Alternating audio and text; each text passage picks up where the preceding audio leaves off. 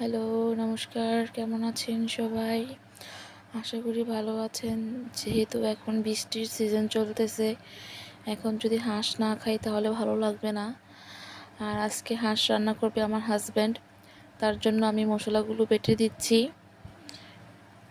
আমি সব কিছু করে দিচ্ছি আর সে রান্না করবে। এখন প্রথমে কড়াইতে তেল দিয়ে দিলাম আলু ভাজার জন্য।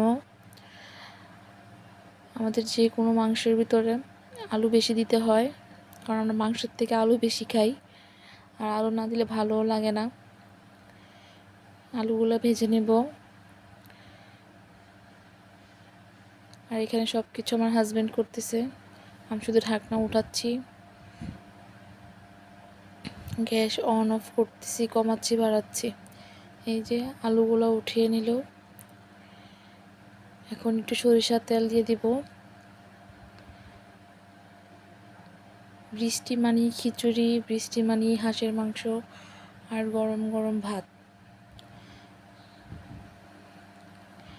এখন দিয়ে দিব তেজপাতা।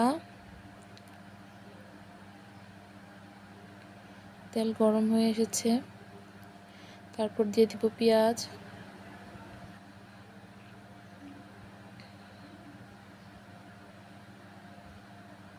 পেঁয়াজ ভাজা শেষ, এখন আদা রসুন দিয়ে দিব। আদা রসুনের ক্লিপ নিতে ভুলে গেছি। এই যে আদা রসুনগুলো একটু ভাজা ভাজা হয়ে গেছে, এখন একটু জল দিয়ে দিব মশলাগুলো দেওয়ার জন্য। সামান্য একটু জল দিয়ে দিলাম। এখন দিয়ে দিব হলুদ গুঁড়ো, মরিচের গুঁড়ো। আর হাঁসের মাংস ঝাল ঝাল না হলে ভালো লাগবে না খেতে। এখন দিয়ে দিব লবণ পরিমাণ মতো। ধনে গুঁড়ো দিয়ে দিব। জিরে গুঁড়ো দেব না, কারণ জিরে আমি বেটে নিয়েছিলাম তখন।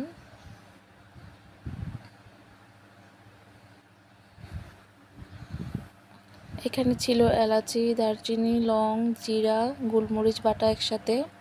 এখন মাংসগুলো দিয়ে ভালো মতো কষিয়ে নিব।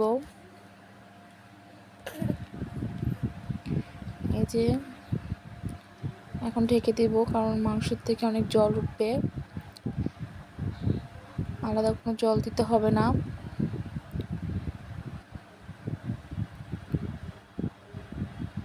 হাজব্যান্ডের কল আসছে, সেজন্য আমি নাড়া দিলাম, নাহলে সেই দিত।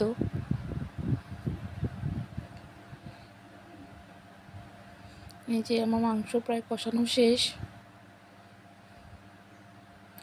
এখন এখানে দিয়ে দিতে হবে আলু আর 2-3টা আস্ত রসুন দিব।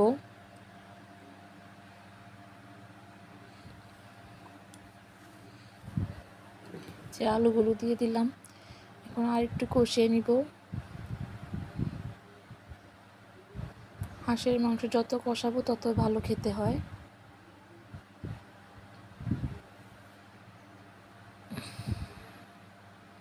এই যে আমার মাংসগুলো এখন ঢেকে দিব।